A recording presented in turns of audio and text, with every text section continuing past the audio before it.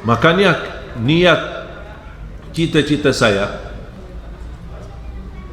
semenjak Allah anugerahkan, sebenarnya Indonesia bukan pilihan saya, tapi barangkali Allah menanugerahkan, takdirkan saya diundang pertama kali 2008 untuk jadi imam tarawih di Jakarta, di salah satu masjid besar, Masjid Agung Sunda Kelapa. Dari situ alhamdulillah menjadi imam tarawih, nampaknya senang jamaah dan semakin ramai sampai heboh di media, di TV dan lain-lain. Waktu itu saya belum bisa bahasa Indonesia, cuma satu kalimat, bagus. Bagus. Alhamdulillah dapat diundang lagi. Nampaknya jamaah senang, tersentuh, akhirnya minta sama pengurus masjid, kami minta lagi imam itu dari Madinah. Alhamdulillah 2009 saya jadi imam lagi, 2010 jadi imam lagi. Sering bola balik ke Indonesia sambil saya merasa betah di Indonesia, jatuh cinta Indonesia. Alhamdulillah di situ 2008 2009 mulai belajar. Walaupun masih ingat pertama kalimat yang saya belajar, apa kabar, bagus, mau kemana, aku cinta kepadamu. Itu aja yang saya hafal, tapi belum tahu artinya waktu itu. Itu aja, setiap ketemu orang, assalamualaikum, apa kabar, bagus, mau kemana, aku cinta kepadamu. Orang bingung, apaan ini? Tapi alhamdulillah karunia dari Allah. Dan saya yakin apa yang saya dapat di Indonesia, di tanah air kita ini, karena berkahnya Al-Quran. Mohon maaf, siapa Ali Jabir? Siapa Ali Jabir? Hamba Allah biasa, tapi karena ini dikenal. Bukan karena keluarga Ali Jabir, bukan karena salah satu paman saya adalah imam besar Masjidul Haram, dikenal Ali Jabir di Indonesia. Tidak ada kaitan, bukan karena nasab, bukan karena keturunan, bukan karena siapa-siapa, tapi karena berkahnya Al-Quran. Karena setiap bapak ibu barangkali menonton di acara TV membawa Al-Quran. Acara Hafiz Indonesia kan bersama Al-Quran, menjadi acara favorit. Yang ketika mulai acara ini banyak taruhan berkata tidak bakal lama acara ini, paling 1 tahun 2 tahun, habis itu tidak muncul lagi. Dan alhamdulillah bisa kita tunjukkan sampai titik ini masih acara Hafiz Indonesia menjadi acara yang terbaik di seluruh acara TV. Dan kita lihat anak-anak kita, jangankan membanggakan kita sebagai rakyat Indonesia, sampai di luar negeri diundang. Dan rata-rata anak di bawah 10 tahun.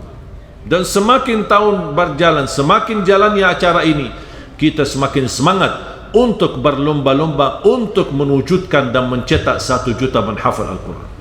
Dan alhamdulillah sudah menjadi kenyataan. Dan belakangan ini puluhan bahkan ratusan sudah, betapa luar biasa perhatian umat kepada Al-Quran. Makanya saya berkata ini kesempatan. Banyak kami terima wakaf, berubah tanah, wakaf berubah rumah, ada yang membayarkan tunainya, ada yang menitipkan emasnya, macam-macam. Luar biasa semangatnya jemaah untuk Al-Quran. Makanya Allah balas, Allah lahirkan anak-anak penghafal Al-Quran. Dan mudah-mudahan ada di antara mereka adalah anak bapak ibu. Ketika saya melihat sebuah video di YouTube,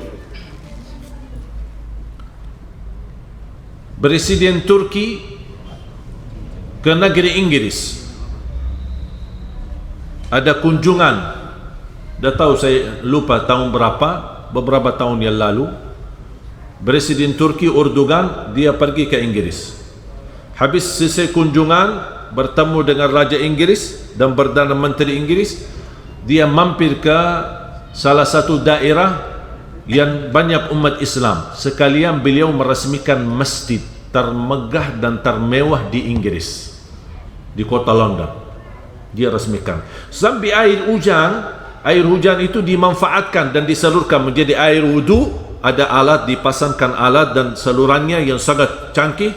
Kemudian mereka bikin air itu bisa dimanfaatkan buat tanam tanaman dan sekalian buat wudu.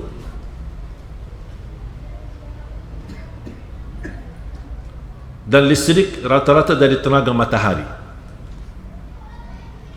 Beliau resmikan, yang membuat saya bangga ketika di acara peresmian masjid tersebut diresmikan langsung oleh Presiden Turki di tanah negeri Inggris. Kemudian biasanya kan ada susunan acara kan, acara peresmian masjid atau sekolah kan ada bacaan Quran, ada sambutan dan lain sebagainya. Yang membaca tilawatul Quran di acara itu adalah Presiden Turki. Coba meresmikan masjid, membaca Al-Quran di tanah negara Inggris. Kira-kira rakyat Turki bangga tidak? Dan saya baca data dan sejarah kehidupan beliau, ternyata dia anak santri.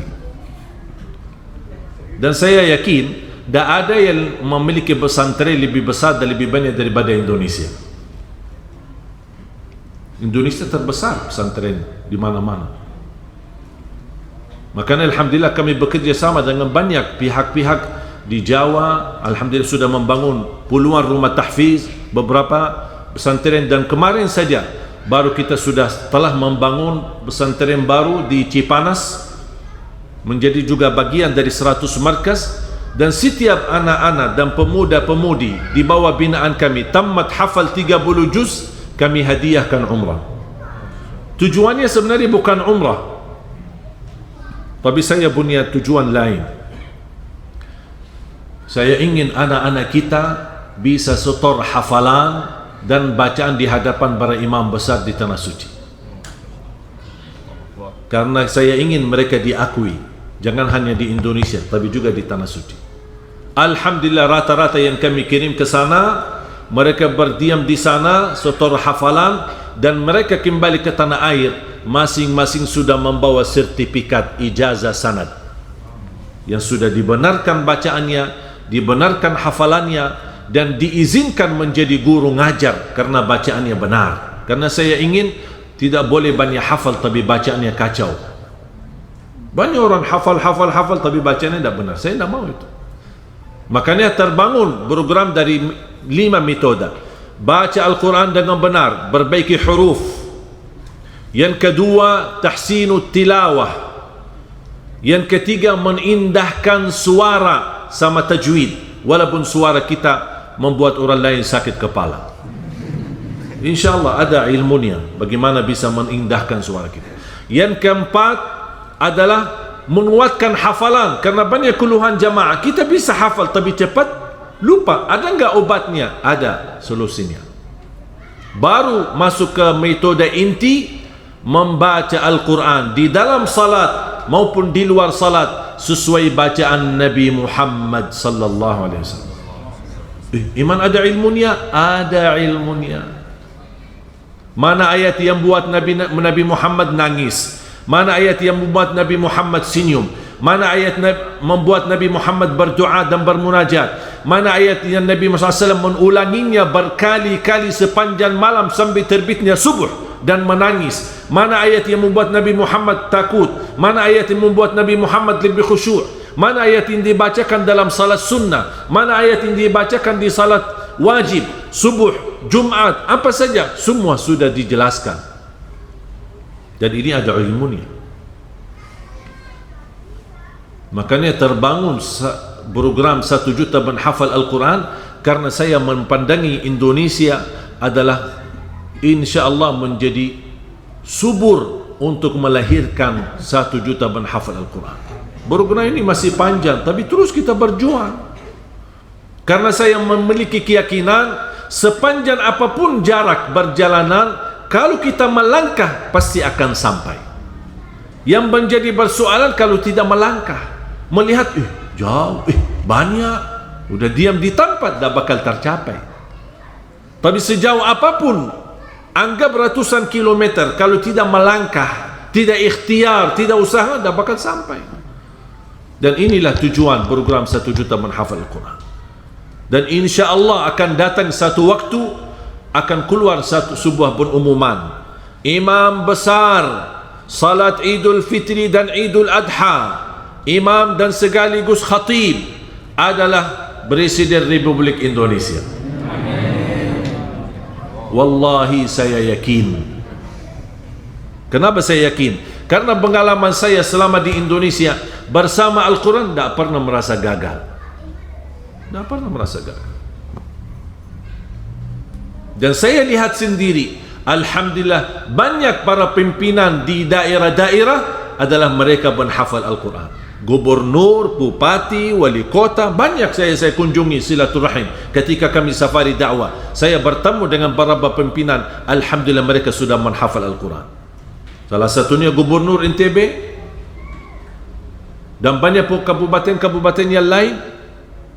Dan alhamdulillah rata-rata dari mereka, walaupun ada yang saya bertemu para pimpinan ini, para pejabat dari yang diberikan amanah, mereka ketika saya bertemu, walaupun mereka tidak hafal, tapi jiwanya jiwa Al-Quran. Banyak daerah yang saya kunjungi dari kabupaten, semua rata-rata program mereka perhatian kepada Al-Quran. Bagaimana Al-Quran, tolong diajak kerjasama untuk kita membangun desa kita, membangun kampung kita. Dan ini kalau kita tidak bersatu bersama-sama, tidak bisa kita bangun. Mohon maaf, saya bukan dari keturunan Raja Salman. Saya bisa tuntaskan semua. Kita bersama-sama, ayo kita sama-sama membangun. Ayo Bapak Ibu, ayo mari-mari kita ikhlas tulus untuk melipatkan diri kita dalam program ini. Barangkali kita gagal menjadi penghafal Al-Quran, tapi saya percaya dan yakin, insya Allah kita bersama, dari tenaga fikiran, dari tenaga fisik, dari keilmuan, dari sisa harta kita, nafkah, sedekah, zakat, apapun, seberapapun, insya Allah semuanya akan menjadi saksi baik, dan mudah-mudahan tertulis nama kita di hari kiamat sebagai Ahlul Quran. Wallahi Al-Quran indah,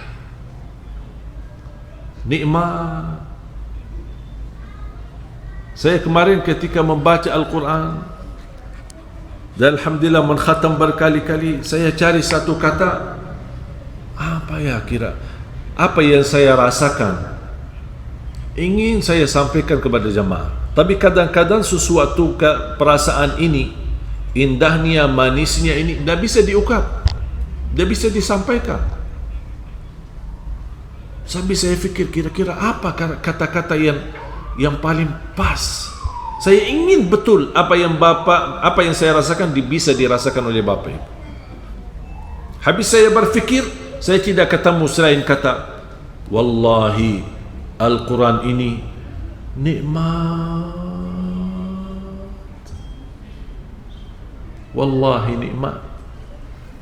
Miskin yang tidak bisa merasakan nikmatnya Al-Quran. Wallahi miskin, bukan miskin harta, miskin perasaan, tidak bisa menikmati Al-Quran. Kitab ini bukan kitab biasa, bukan tulisan manusia, tapi kitab ini diturunkan oleh Allah, kalamullah. Kata guru saya, barang siapa yang ingin mendengar Allah bicara, baca Al-Quran.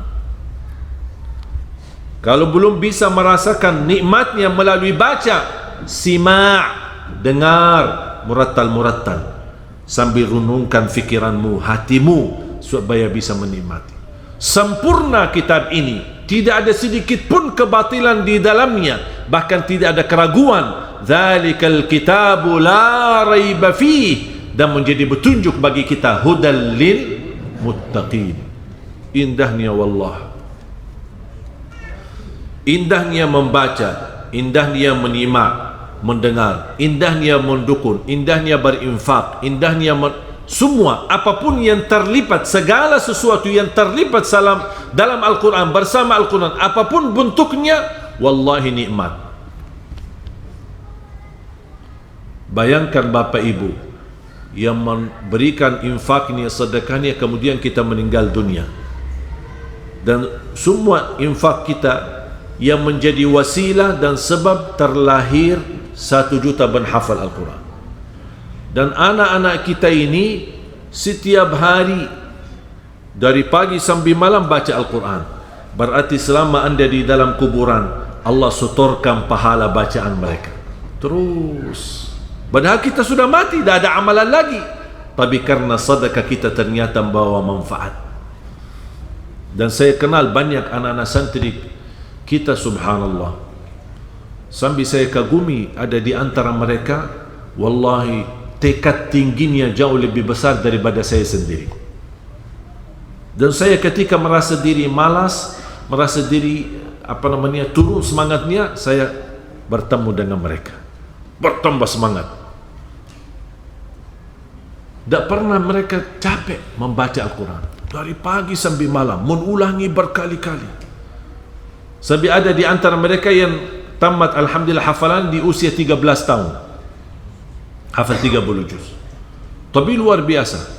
Sampai ketika dikirimkan ke Madinah, dia satu-satunya dibanding semua yang dikirimkan ke Madinah, dia satu-satunya di dalam 1 bulan dia mampu setorkan hafalan di hadapan para imam, 3 imam, dan setiap imam dia khatam 30 juz dalam 1 bulan. Berarti 3 kali dia khatam.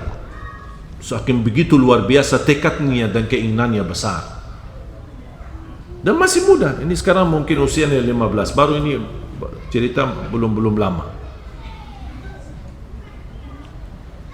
Makanya jamaah sekalian, mohon doa restu, mohon dukungannya untuk program 1 juta penghafal Al-Quran. InsyaAllah terlahir dari tanah Riau ini, InsyaAllah penghafal Al-Quran. Cita-cita saya dan harapan saya, setiap masjid InsyaAllah memiliki imam penghafal Al-Quran 30 juz. Bahkan keindahan bacaan mereka adalah sama dengan keindahan bacaan para imam-imam besar di tanah suci. Kita masuk ke masjid, mendengar suara imam kita, Masya Allah, rasanya kayak lagi di tanah suci. Berarti Bapak Ibu yang merasa merindukan tanah suci tapi belum berkesempatan ke sana, InsyaAllah bisa kita nikmati bersama suasana tanah suci, tetapi di negeri kita Indonesia tercinta. InsyaAllah dengan Al-Quran saya yakin akan berubah semua nasib negeri kita Indonesia. Allah akan turunkan berkah langit, Allah akan keluarkan berkah dari bumi, Allah akan makmurkan negeri kita aman, sejahtera, dan insya-Allah jangankan kita negeri kita yang akan menjadi makmur, insya-Allah seluruh bumi bahkan seluruh negara akan tunduk untuk mencintai dan menghormati negeri kita Indonesia. Ada orang kemarin tanya sama saya, kok saya rasa si Ali Jabir ini kok cinta Indonesia? Apa kira-kira harapan si Ali Jabir untuk Indonesia? Saya jawab, harapan saya rakyat Indonesia berada di tanah air maupun dia pergi ke luar negeri dihormati oleh dunia. Itu aja. Kalau dilihat ini orang Indonesia, salam hormat, cinta, hormat. Itu yang menjadi harapan saya. Dan ini semua bisa terwujud semuanya melalui Al-Quran. Makanya saya selalu dorong para orang tua yang merasa diri gagal menjadi penghafal Al-Quran, mohon jangan gagalkan anakmu. Tolong. Apalagi sekarang, di zaman sekarang banyak kemudahan dan fasilitas.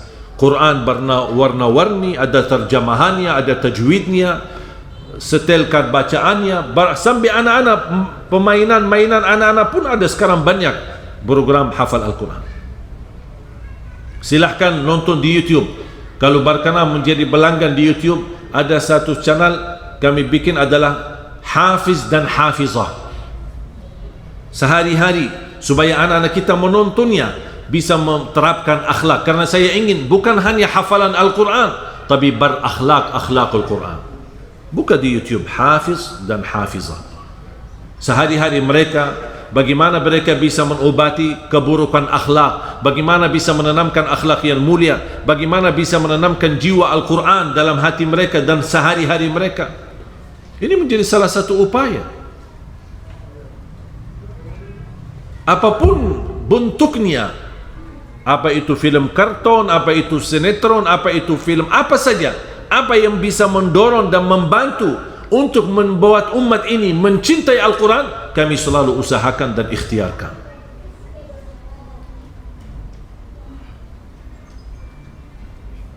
Sambil insyaAllah kita akan masih sempat kita berdialog dengan sahabat saya Raffi Ahmad. InsyaAllah munculnya satu program bersama beliau untuk perhatikan program Al-Quran.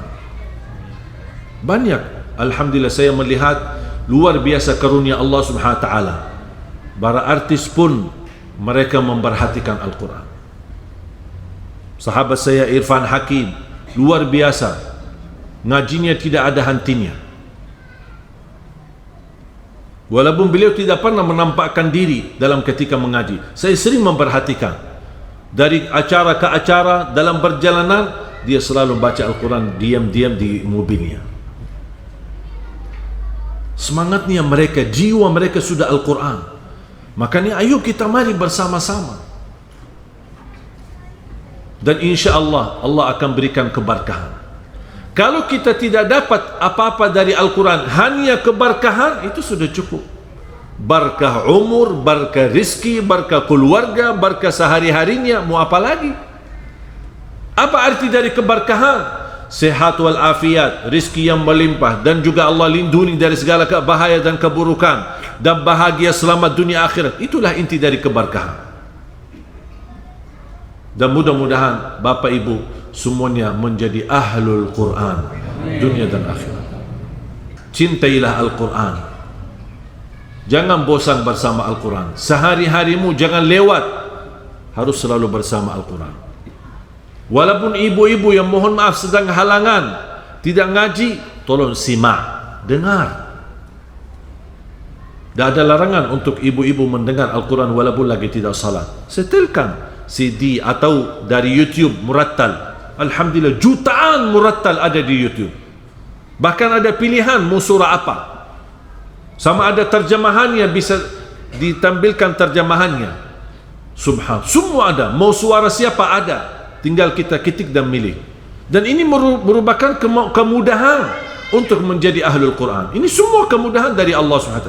Cuba bayangkan orang dahulu, sahabat Rasulullah, di mana tulisan Al-Quran supaya mereka bisa hafal? Di atas kulit unta. Kulit unta. Begitu turunnya wahyu, mereka tulis supaya tidak terlupa. Dan ada penulis wahyu.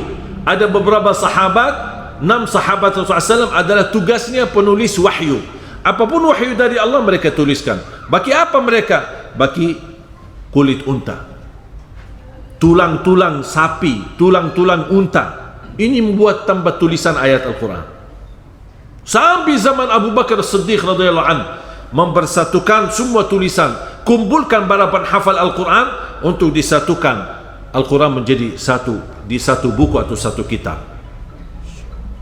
Datang zaman Sayyidina Uthman, membuat lagi satu kitab dan disebarkan kepada negara-negara lain.